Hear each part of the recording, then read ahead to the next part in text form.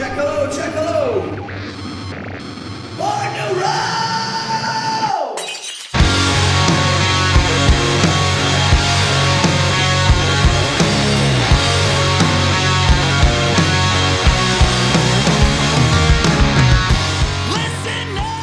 Hello out there. We're on the air. It's Born to Roam today. I'm your host, Luke Bentham, and today I am joined by the one, the only Mr. Brett Emmons. How you doing, Brett? Thanks for having me, bud. It's my pleasure. I'm very happy that we got to bang this out, and just in the nick of time, it would appear, because for all you out there who don't know, the Dirty Nil currently lives together, and our fourth and most esteemed roommate is Mr. Brett Emmons of the Glorious Sons. Thank you. Yeah, my room's all packed. It's all packed and ready to go. Yeah. Sad day. It's sad to see Sad you day. go. It's a tough one. Gonna be tough leaving. Yeah, we've just had a fantastic time living together, like some sort of rock commune down in the heart of Hamilton. Yeah. You know, just kind of absorbing it all, the screams, the smells. A lot of songwriting going on in this house. Yeah, the sirens. A lot of sirens. A lot of sirens. The Whelan Lady in the back. The Whelan Lady in the back, who has since vacated and found a new place to live. We wish her well wherever she is. Should we tell them who the Whelan Lady is? The Whelan Lady?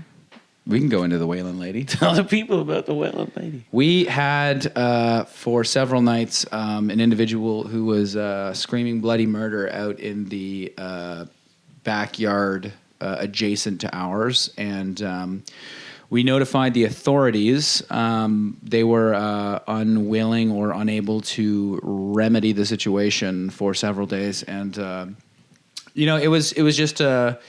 I thought it was a kidnapping situation. Yeah, it sounded like there was imminent danger going on. It was insane. It was a very, very alarming scream, which basically eventually came to a head when the proper mental health facility workers came to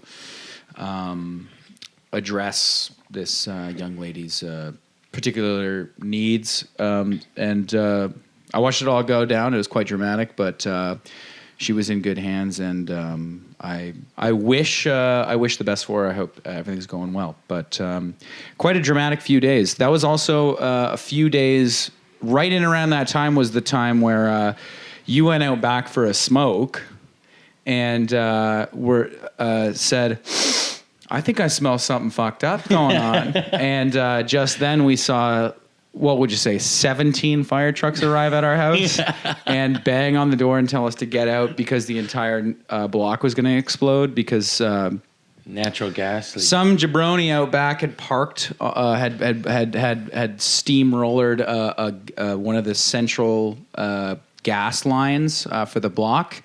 And it sounded like rushing water, but it turns out it was just natural gas shooting out of the ground at a very pressurized rate, and we were told to vacate the premises. You were smoking, and you almost lit up the whole block with a dart. Going, it smells like gas out here. Yeah, and so we were told to leave and stand in the Big Bear parking lot across the street. Shout out to Big Bear parking lot, always there for all of our needs, 24 hours a day. Good convenience store. Great. Hamilton's convenience store is best in the world. Right? Mm-hmm. Excellent service.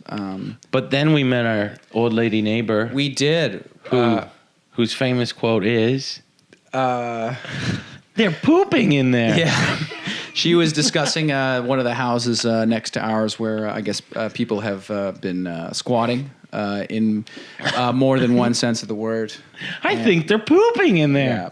And so we got to meet the neighbors. That was an interesting experience. But the thing that I remember about that day most significantly for me, other than the cacophony of fire trucks and firefighters in our house, was that we were told that we were going to have to leave for a while. And Mr. Brett Emmons decided that his attire for this emergency vacation was going to be some, what was it? Bass, fish. Yeah. Bass flip-flops. Bass flip-flops. They look like giant fish. and some sweatpants. And what I think you had maybe a light jacket, but we were out there for hours, and it was like raining, and you're standing in your Bass flip flops. I thought we'd be like 15 minutes. A quick fixer upper with the natural gas line and back in the house. Exactly. It didn't quite work out that way, did it? But No. While we were out there, we had a big. This was during so far. What was the height of the COVID scare, which is obviously still a factor today, but I think people have begun to relax a little bit towards it, for better or for worse. But anyways, during that time, we were having groceries delivered, and so the gentleman that was delivering our groceries couldn't get to our house because of this fire truck blockade. And so him and his accomplice / partner put 10 bags of groceries on each arm and basically wielded through fire trucks. Yeah, they dove and ducked through the police the police and the fire truck barricade to get to our front door. And they dropped it all on the front porch when they were intercepted by the firefighters. And we waved saying, "Yep, those are our groceries." And the lovely people of the Hamilton Fire Department actually picked up our groceries and went into our house and put them in the fridge. And then I watched them for a while, and then I saw them walking around through this window over here. I saw a police officer or a fire truck man, firefighter. A fire truck man upstairs in my room, and I saw him picking up my guitar pedals, looking at them. And so I hope you got a good look there, sir, and thank you very much for preventing our house from exploding.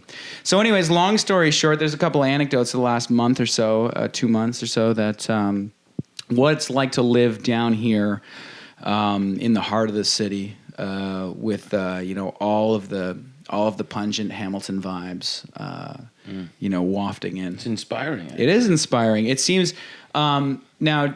Before we kind of get into the past a little bit, I'd just like to discuss some present things.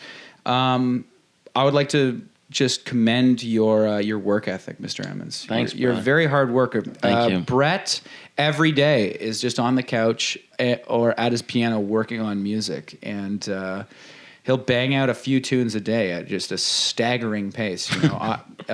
As a writer, I am painfully slow, and the process is typically an agonizing one for me and my bandmates. Certainly punctuated with moments of ecstasy and breakthrough and all that stuff, but it's a slog. But for Brett is an incredibly prolific writer, and that has been an inspiration to watch. So I'd just like to highlight that for the people out there. Thanks, buddy. And I think it's totally different, different processes as well. For sure. Like, we were talking about it the other day. You're a much more detail-oriented man than I am. Especially with instruments. I definitely lose my mind over the details. I toss and turn at night thinking about whether the bridge is smooth enough to get into the next course and all that kind of stuff. But I don't bother myself. You don't let the details get you down. That's what I love about you. No. But every day I hear a wicked course coming out of that living room. So that's a very cool thing. I love playing in that living room. It's got high ceilings. Yeah. Everything sounds good nice. acoustics. Yeah, when you record on your voice notes, it sounds like butter. Like, it's the best place I've ever written songs, because I'm used to basements, garages, bathrooms. Yeah. But, it's a very inspiring basement. And those big fucking windows. When you guys weren't here, I just opened those windows up as wide as they could and get the light coming in the day, and watch, crazy people and sane people as well walk by. Yeah, a few of those. Yeah. It's those giant windows are certainly quite inspiring. Like the having all that light come in, because I guess they're facing west. But the afternoon when you're sitting there working on things, music, it's a very nice environment. And our lovely neighbors have never complained once about the noise we've ever made. Shout out to our neighbors. No, and I'm making noise at like 1 a.m., 2 a.m. some nights. Yeah. And they've never complained. I've cranked up my Marshall in that living room and shaken the paint off the place, and they're still cool. Yeah. Sometimes I hear their little chihuahuas barking their asses off. So I think we kind of have like an agreement, like, you know, you don't complain about our dogs, and we won't complain about your obnoxiously, stupidly loud guitars. I think we're certainly worse. Yeah. Oh, we're definitely worse. We're we the are bad neighbors definitely here. worse. They keep a lovely garden, and all we basically have is a table. But we're better than the people on the other side Yes. of them who poo in their house. Yes, according to that Yeah. lady. It's not a stretch. I think that's quite possible Yeah. that those Yeah. people were, in fact, Didn't seem like a liar. no. She seemed like an honest lady. Yeah. All right, so let's dig into the past a little bit. So, was there a quintessential moment for you, or at least kind of an artist or something that really turned you on to rock and roll in general? Because I mean, most people, they kind of, when you're young, like really young, you're just kind of absorbing whatever's around you. Yeah. You know, whether it was much music during our time, or whether it's a local radio station, and that's kind of where you're getting most of your music from. But was there a time for you, being from Kingston, where something really permeated through that and gave you a kind of musical interest of your own outside of what you were being kind of force-fed? Not necessarily for myself. It was, at a young age listening to AC/DC. Mm-hmm. And I thought every song in the world was supposed to be about hell. Mm-hmm. And they were just my favorite, my favorite living band of all time. And I didn't really even, when I started listening to AC/DC, I didn't really care about any other music. Yeah. I thought that they were the only band in the world. I remember playing, I would get my wrestlers out. Yeah. And I had one of those rings. Mm-hmm. And my one guy, I named him, what was his name? Like Zyler or something. And his walk-up song was Hell's Bells. Nice. So I'd fucking crank the stereo as loud as it could go, and he'd come out, and I'd envision the crowd going wild. Yeah. And then my brother was always in bands, and they would just get me up on the stage for a joke, or in the basement for a joke, and to sing and write songs. But they were always very supportive of me, and I every song I wrote with them was about hell. Oh yeah. And I was screaming my ass off, and I was doing the Angus Young thing, on the Yeah, ground, on the ground, but you need to envision a chubby little kid without a guitar, and his parents going Yeah. That's very nice, Brett. yeah. So that was kind of a really long time for me, and I liked rapping, a lot of rap and stuff. Between that, I was a big L fan and Tupac fan. And then when I was about 15 years old, and there was the classics. I loved the classics, Led Zeppelin, just basically really hard rock. Yeah. As a kid, and then when I was 15 years old, I discovered Jackson Browne, and it just changed my mind of what songwriting could be for a rock and roller. Up until that point, I was in a band, and we were, a big, powerhouse soloing. I was screaming as loud as I could. I didn't know what any of my songs were about. I was just putting words together, just learning. Yeah. And when I heard Jackson Browne sing The Pretender, I was just like, holy shit. This can be about so much more than what I knew. I kind of thought it had to be about, sex and drugs and mountains and Lord of the Rings. Yeah, Vikings. No, that's an interesting moment I think for a lot of us too, is where you realize that power and heaviness can come from more understated and nuanced sources rather than sheer volume is certainly a way to get your point across, but there's another complete other world. Yeah.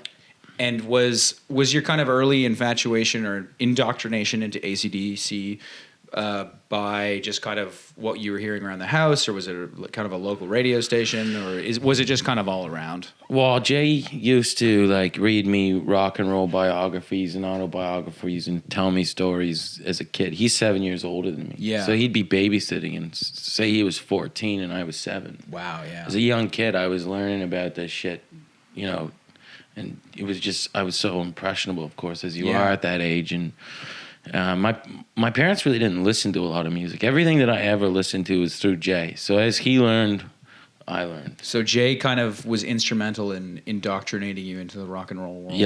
Yeah. Very cool. 100%. So you had a good brother. Yeah. We got along. Yeah. It's me and my middle brother didn't, but me and Jay had a good relationship. He wasn't, you know how everybody's embarrassed of their little brother? Yeah. He was never embarrassed of me. Yeah. He would have parties and I'd be running around like taking sips of all his friends' beer, and like I would literally throw on AC/DC and run around playing the air guitar like a little psycho, and they'd all be hammered out of their mind just laughing at me. Like they loved me. They called me Brettster. Like they were all so kind to me. That's great to have an older brother like that. Yeah. To really kind of get you going and teaching you the, showing you the ropes of. Yeah. And so he would read these rock bios and kind of impart to you the highlights and. Yeah. He would read them as bedtime stories for me. Oh, I mean, that's cool. I can't really remember any of them now, like which exact ones he read to me, but he used to get in trouble from my parents, and because I was a young kid. Yeah. He's reading about sex, drugs, and rock and roll. Yeah. So your brother was he helped mythologize rock and roll for you at a young age. And I used to write songs as a kid, like not for real, because I didn't start playing the guitar till I was 14 years old, but I used to write songs as a kid just constantly. Like I wanted to be a singer. Like when I was in the bathtub, like on Sunday night, I would be pretending to make my own music videos. You know that little like silver thing that was in every bathtub? Yeah. I would look at that silver thing and like sing to it. Yeah, like the drain safe thing where if it rises too hard. Yeah. That's funny. I like that. So that's an interesting thing that that surprises me a little bit, that you, as a singer, you kind of explored the top, most extreme end of your range rather early on. Because I think for a lot of people, that's something that you kind of ease your way into and kind of start testing the waters. But it sounds like you just took a nosedive off the diving board and went straight for gold right for the legends. Top. Yeah. I mean, like, I talked to you guys, and your guys' musical knowledge is just so vast, and there's so many people that I think probably you were exposed to just living a little closer to a big city than me, and I have no quarrel with my childhood. It was great, but there wasn't many, bands coming through, and I never really took that kind of underground dive that a lot of artists, I think, do nowadays. A lot of the artists that I know. Yeah. My kind of education in music, it just kind of has happened very slowly as a musician in the past, 12 years. Yeah. Yeah. And so living in Kingston, I mean, I know this is a bit of an obvious question, but what did the Tragically Hip mean to you as like a young aspiring musician? What was their kind of local presence like? Well, I remember the night that it was my he wasn't a real grandpa, but he was my aunt's father. The night he died, Jesse, my Uncle Al, and my dad went to a Hip concert. Not the night he died, the night of his funeral, just for like 2 or 3 hours, and then came back.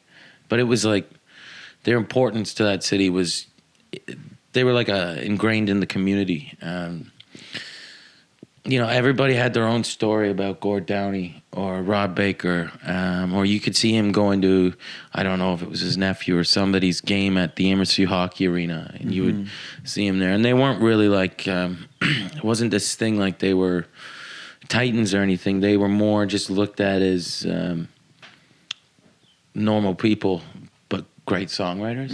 And I think the legend slowly grew throughout their career, but I mean, I knew the Tragically Hip at a very, very young age, and they were, again, we were very into them. And I think my aunt might have hung out with Gord Downey in high school a little bit, like dated him, my Aunt Cheryl, but I don't know. My Uncle Al used to just say, he was a weird guy. So I think he was a little bit jealous. Yeah. A little local jealousy towards Gord Downey, but that's pretty cool, though. Yeah. But they were everywhere, man. And it was awesome. You'd be hard-pressed to find anybody, at least from Odessa, Amersfoort, Bath, that doesn't love their music. And did you ever have any? Did you cross paths with Gord at any point? Yeah. I met him one time, and it was like the last 2 years of. I think he might have been battling cancer at the time, but or it might have been just before. But Costa's brother is their head of stage. Yes. Billy Ray. And he invited me and Costa down to talk to them. And I was pretty quiet. I was pretty nervous. Yeah. If I'm being honest. I think that's an important opportunity just to listen if you can, Yeah. Considering the circumstances. He asked me what my favorite Beatles song was. And I forget what I said, but I was like, fuck, that wasn't a good enough answer. I'm going to have to go with The Long and Winding Road. Shit! Yeah, exactly. Yeah. And in terms of other local legends, did you ever kind of... I guess it's really hard to compare, but bands like the Headstones and stuff. I liked the Headstones as a kid. Yeah. Three Angels, I really liked that song. And one of the first songs I ever learned on the guitar was Tweeter and the Monkey Man. Oh, yeah. Their cover, right? Yeah, but cover. They reconfigured all the chords. Yeah. I don't so much listen to them anymore, but they were... they had one album, I think it was called Picture of Health. Yeah, that's one of their albums. And I wore that one out pretty good as a kid. Right on. Yeah. But, and obviously, though, like in terms of local presence, like the Tragically Hip were... They are, though. Yeah, they're the Kingston band. Yeah, man. Like, I don't think they'll ever... I mean, even as a Canadian band, you'd be hard-pressed to find anybody that will ever be loved the way that they are again. And I don't think that happened by accident. We'll never have somebody to tell Canadian stories the way Gord Downie told them with such a singular voice ever again.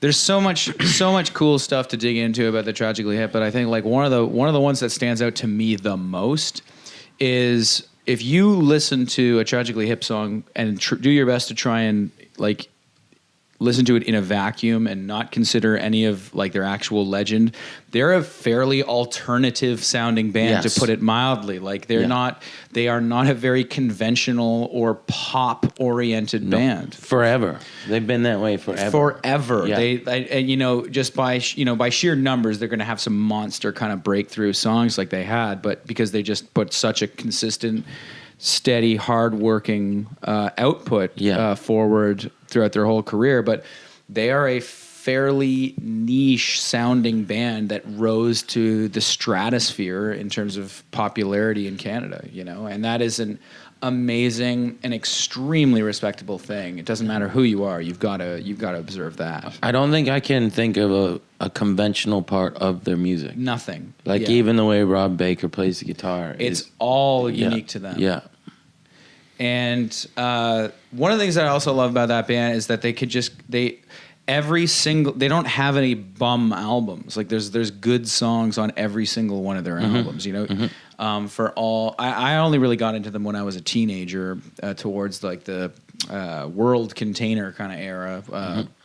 But that made me really go, because I think growing up in Canada, you kind of take them, I won't say take them for granted, but you just accept them as a part of the backdrop of the country musically. And, and it took for me, that album for me to actually dig in and go back and listen to everything else. But just a very, very cool band. So it's interesting to have your insights about what they meant locally, because they were so important and still are to the entire Canadian narrative. But it's interesting to hear their importance specifically locally, because they're from Kingston. Well, here's an example of that. The station at K-Rock every summer would do like the 500 greatest songs of all time.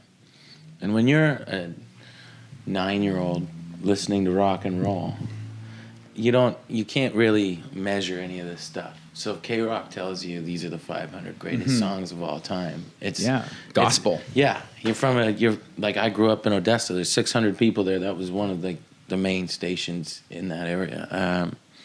It's like 15 minutes outside of Kingston. Like the Tragically Hip were always top 10. Yeah. And you're in like not to like downplay the Tragically Hip Of course. presence, but growing up in a small town, being a kid, hearing the Tragically Hip, like having one of the greatest songs of all time on your radio station, you're like, it must be. Yeah, it must be. No matter what. Yeah, they must think this in London, England too. Exactly. Yeah. That's really funny.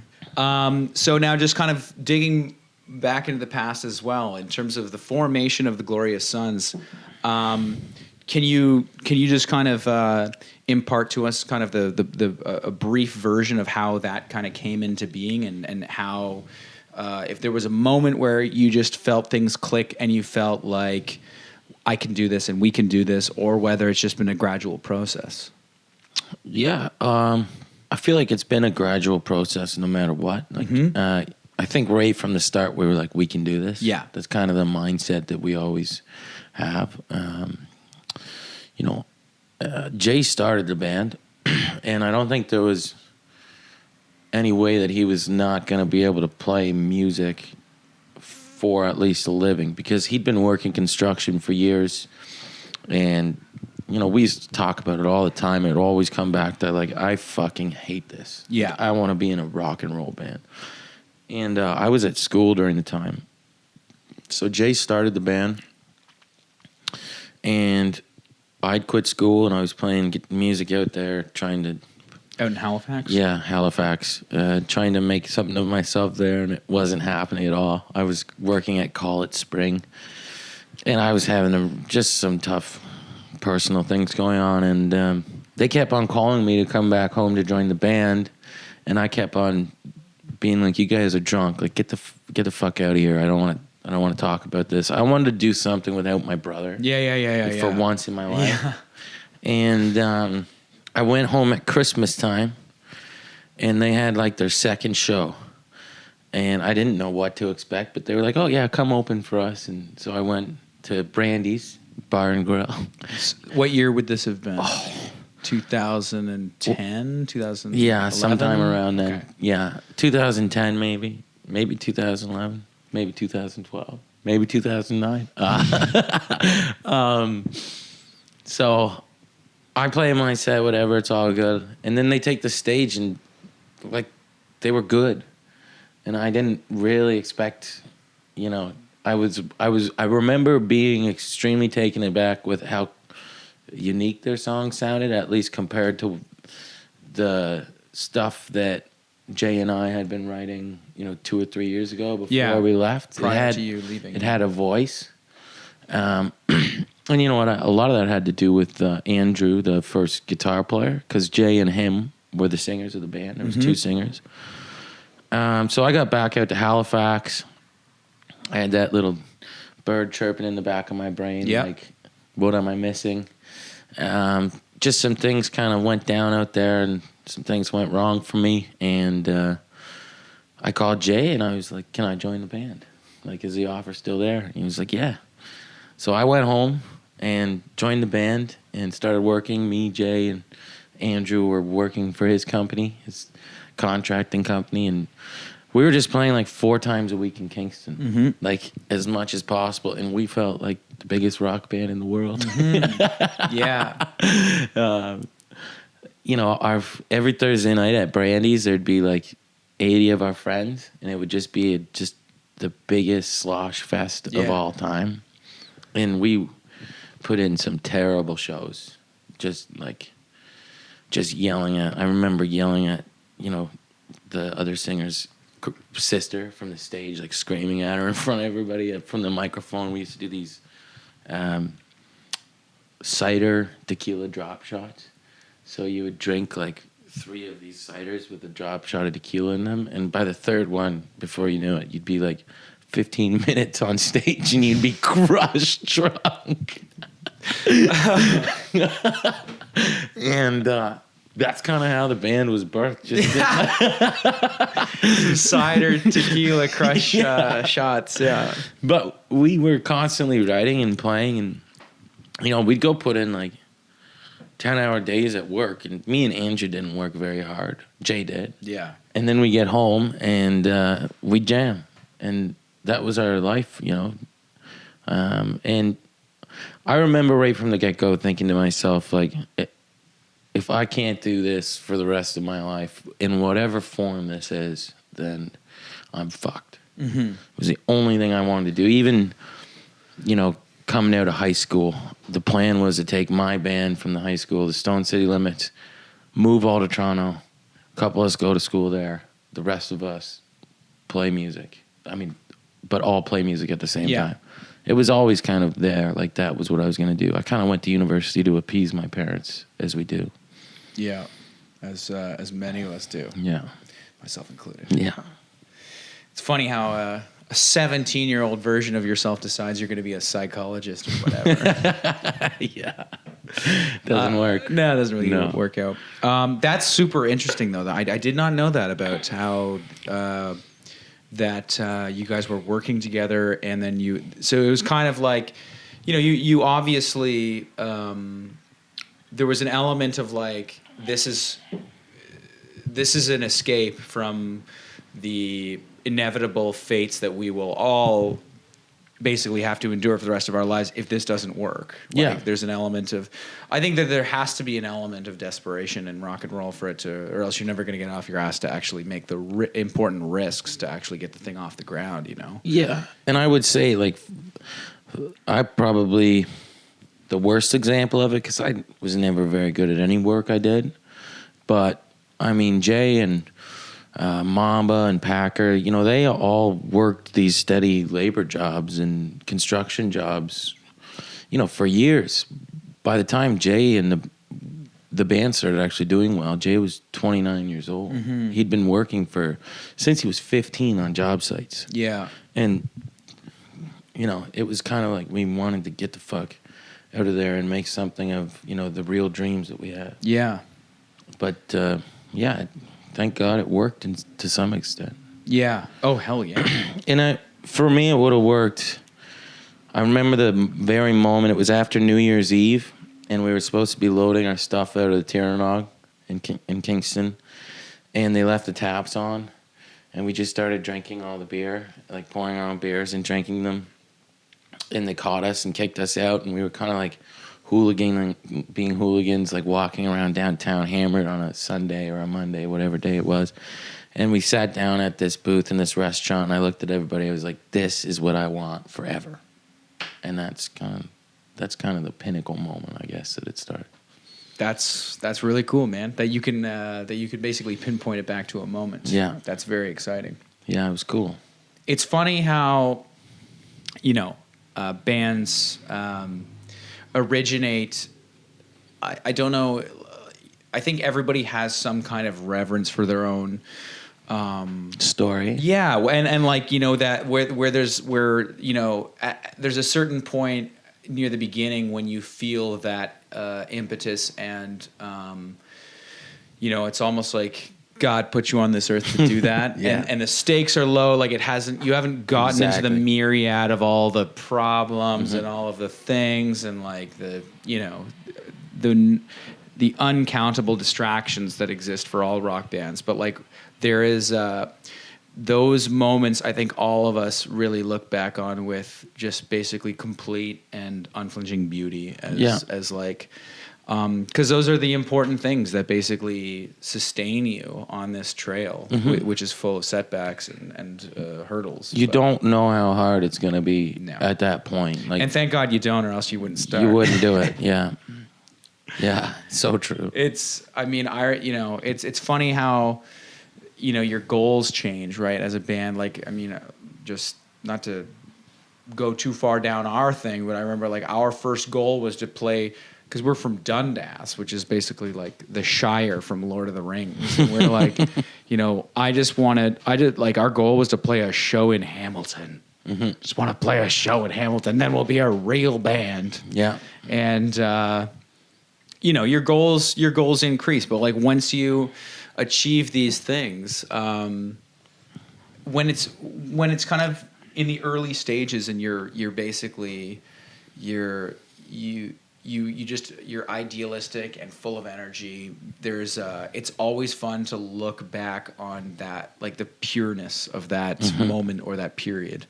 So it's that is a hilarious and very fitting kind of genesis Yeah. for your guys' success. It's funny how the more things you, I guess, achieve, or the more success you have in the business, it kind of feeds into the wanting of more. Yeah. And it's funny how small the goals were when we started it. How little it was, how little it took to make you happy. Yeah. And then you open for the fucking Stones or the Who. Yeah. And then you're like, it doesn't feel as good almost sometimes. As playing that first bar. Exactly, which is fucked. Yeah, it's crazy. Because there's like pressure and like the stakes are so high, and not to say you're not appreciative, but Of it's course. just, it's fucking crazy.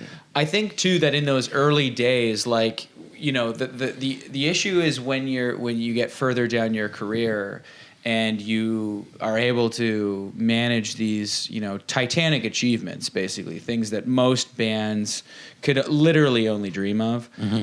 They're always contextualized by the problems that basically, or issues that, you know, your life in rock and roll is currently presenting, be it, you know, I'll leave that up to your imagination, all of those things. Yeah. But like in the early days, even if the achievements are considerably more humble and almost minuscule by your current standards, they aren't contextualized at all by any of these drawback, annoying things. No. And so it just makes them that more pure. And back to your point, if you were self-conscious like that back then, or you put too much importance into it in those early stages, you probably wouldn't make it. You're going to wash the fuck out, dude. Yeah. You're not going to. Yeah, you're too sensitive to the whole thing. No, you got to be bulletproof and stupid to get into this whole thing. Yeah. Like to really get going, I think. You got to be completely ignorant and blind to the real opposition that you're facing up ahead. You got to just be running full tilt, you know? Yeah. With your head down. CTE, baby. Yeah, exactly. We all got our own form of musical CTE.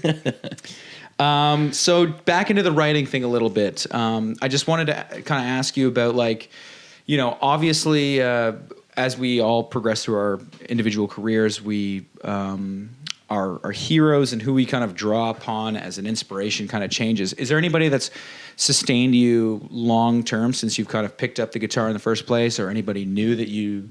Bruce 100%. Townes Van Zandt. Blaze Foley. Jackson Brown. Like, I listen to his stuff a little less nowadays.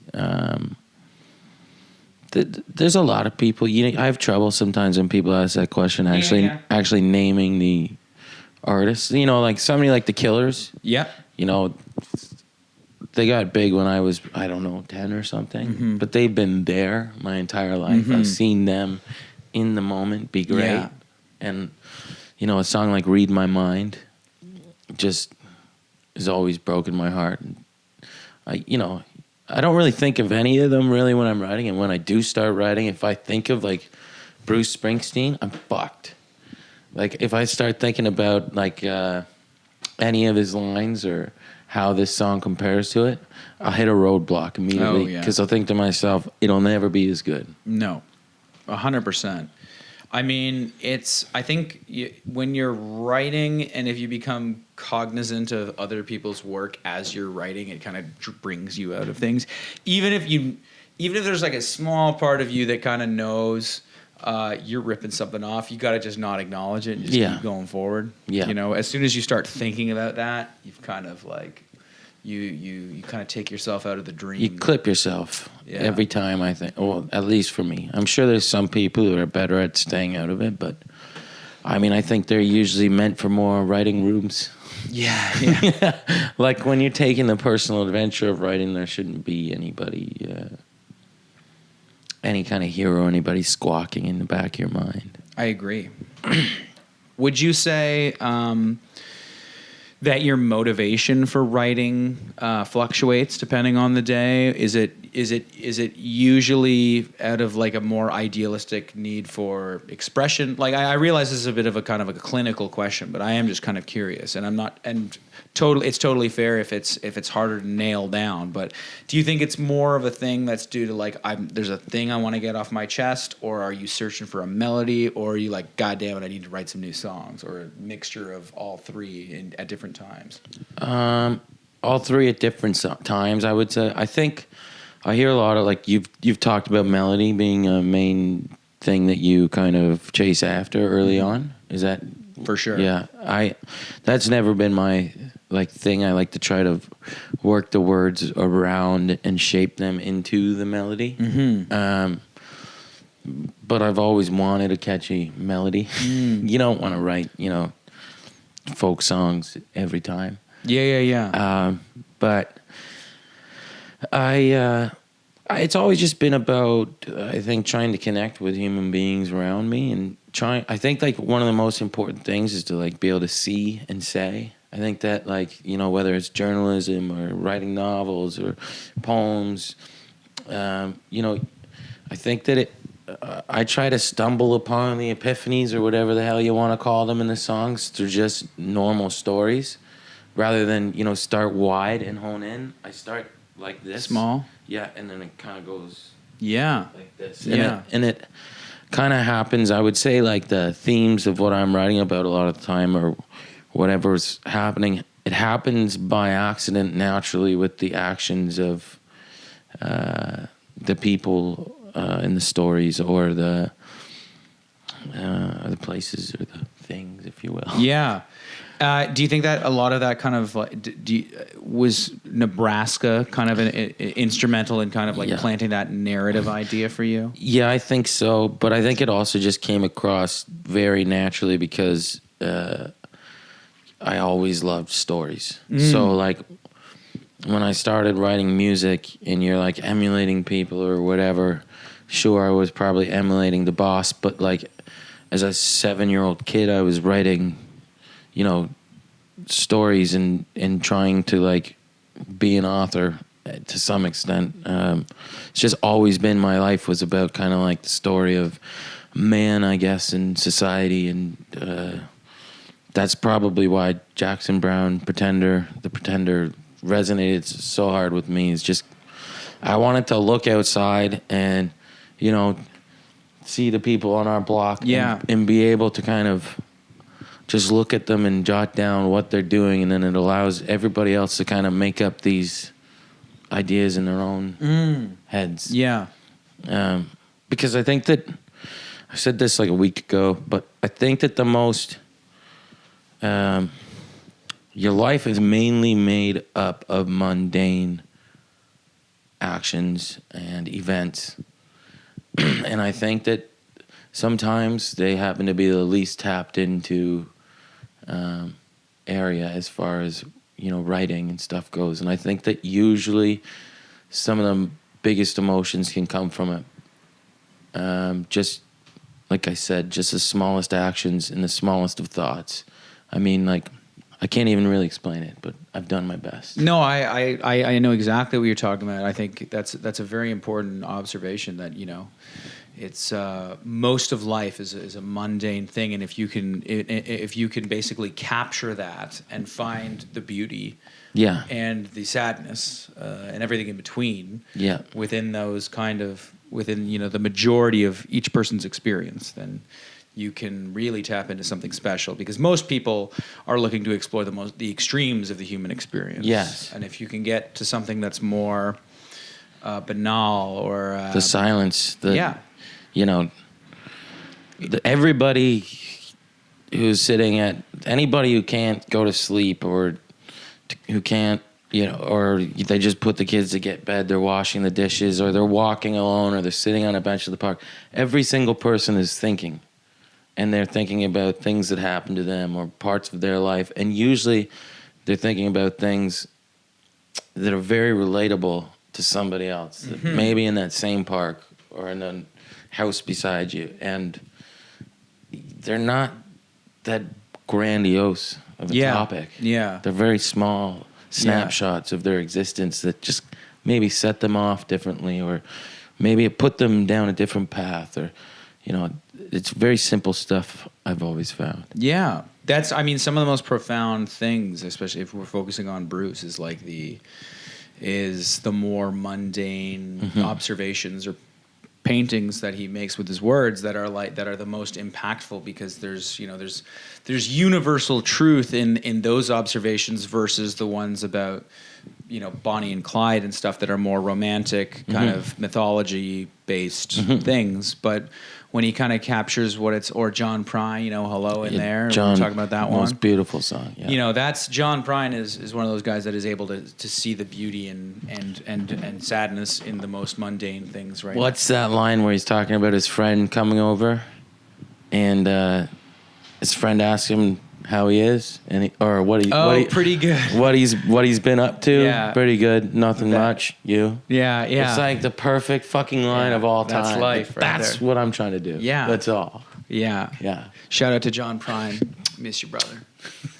Well, that's very cool. I wanted to ask you a few more questions, and and then I guess we'll release you into the wild. And it's sad that we're losing you to the beautiful Nil compound. Thanks for having me, buddy. It's been great. It's been a pleasure. It's been a hell of a time. I've got a few questions here.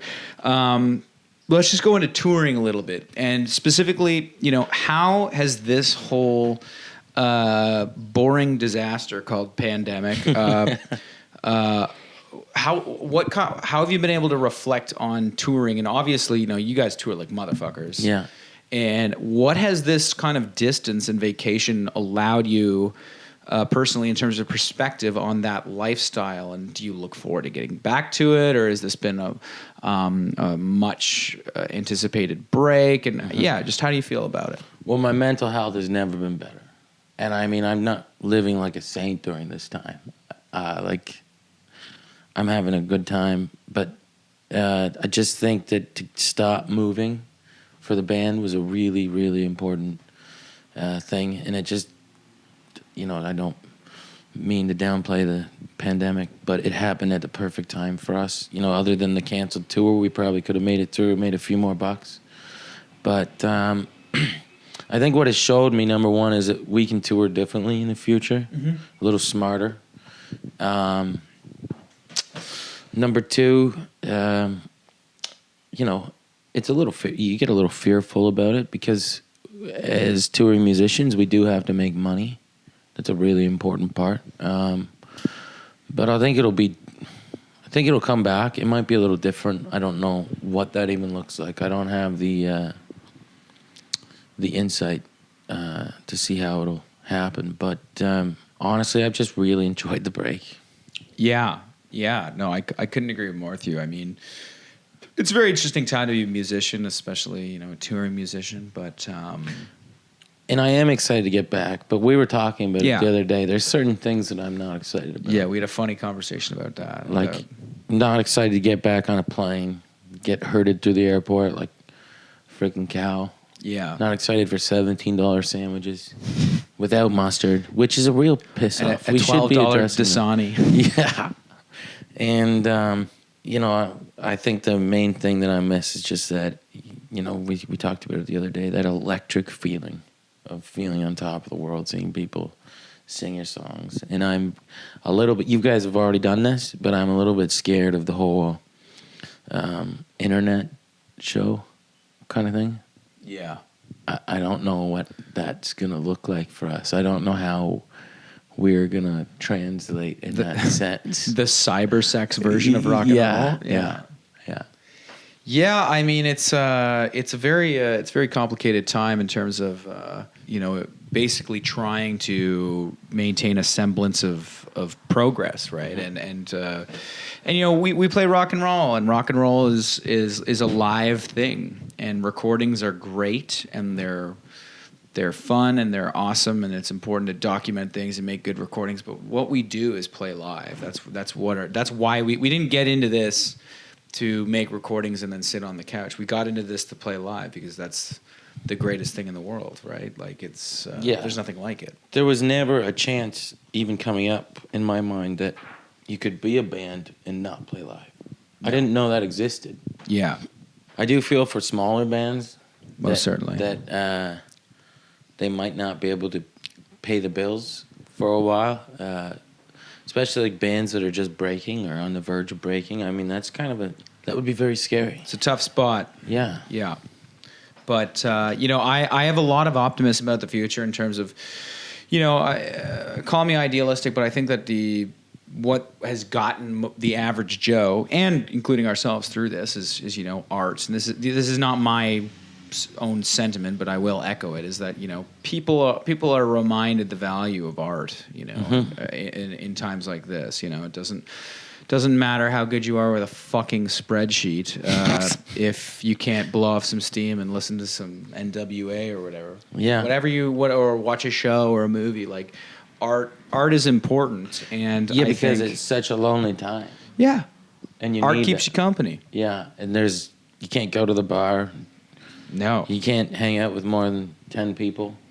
No. And yeah. And let's just be honest, Zoom calls fucking suck. They do suck. They're shit. Yeah. They're shit. If you were like, hey, do you want to do a Zoom call with 10 people?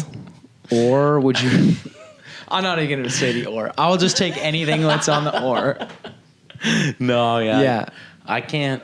I'll just rather not. We play poker once a week on Thursday. But I don't know if I could do it without the poker. Yeah, if there's something. But just looking at everyone's face like... Yeah. Is it my turn to talk? Yeah. And even most of the time we get hammered drunk and start chirping each other. And I think it's because we're not face to face and nobody can really throw bombs. Yeah. So, Yeah. So you're separated by this computer screen. I feel like there's probably been some real damage done to relationships. Oh, yeah. And there's always the one guy on the Zoom call who's out in the wind. It's like... Yeah, that's me. Hey, can you mute your fucking phone until you have something to say? Because you're ruining this for fucking 12 other people. Yeah. Okay. Yeah. Anyways, thanks to the Zoom Corporation for their lovely gifts to humanity. So let's wrap this up. I got one last question for you. What is your favorite thing that Kyle has cooked during the pandemic? For those of you that don't know, Kyle has really blossomed into he's kind of like a jacked version of Martha Stewart or he's Gordon the Ramsay. matriarch of the family. Yeah, he is. And you're the patriarch, of course. I'm the angry guy up in the attic. If I gotta come down there, there's gonna be hell to pay. Yeah. He's going to be mad at me. I'm trying to remember all his dishes. There's a bomb-ass Oreo cheesecake in the fridge It's right a great now. Oreo cheesecake. Great Oreo cheesecake. Yeah. You know what? I don't think, he'll see this at some point, but I think he did that to spite me. I think Kyle made that because I was saying I was going to make my own fucking cheesecake. But he wasn't going to let his buddy eat your cake. He wanted his buddy. Yeah, he's just like, I'm going to make a fucking Oreo cheesecake. I'm telling you, my cheesecake's still coming. Mom and Dad are fighting. Yeah. that number one award is still up for grabs. What's it called I'm not again? out of this fight. It's called the white trash no bake cheesecake. Yeah. And it's coming in hot. But it's not actually hot, it's cold. There's no baking involved. Okay. But, the rainbow trout last night was amazing. that was fantastic. He's getting really good at cooking fish. Yeah. He does a... The first lasagna that Kyle made Oh, yeah. was one of the best. Was I here for that? I think so. Yeah. It was really good. Yeah, the second one was good too, but the first one had the perfect distribution of the cheese on the top so that none of the edges get all crispy and hard. Anyways, I could go on for a while, but if you had to pick one, what do you think it is? I'm sorry, Kyle. I can't remember them all. I'm going to choose the rainbow trout. The last rainbow night trout was last perfectly cooked. That was a good one. You've been very helpful, my friend. Delicious meals. Excellent cook. We love your cooking, Kyle. We love you, dude. And so that basically does it for me. Is there anything else that you'd like to tell, our 100,000 followers on YouTube? And what's your message to the world? Stop it. No message. I'm entering my. There's no message. 0 messages. I'm entering my recluse phase, and Your Dylan Woodstock phase. yeah. But just no motorcycle accident. No. That's good. Not as much cocaine either. And there you have it, folks. Thank you very much for watching Thank Born you. to Rome, everybody. Thank you very much to Brett Emmons, buddy. one of my best friends in the world. Hail, hail, rock and roll. Be good to each other, and we'll talk to you soon.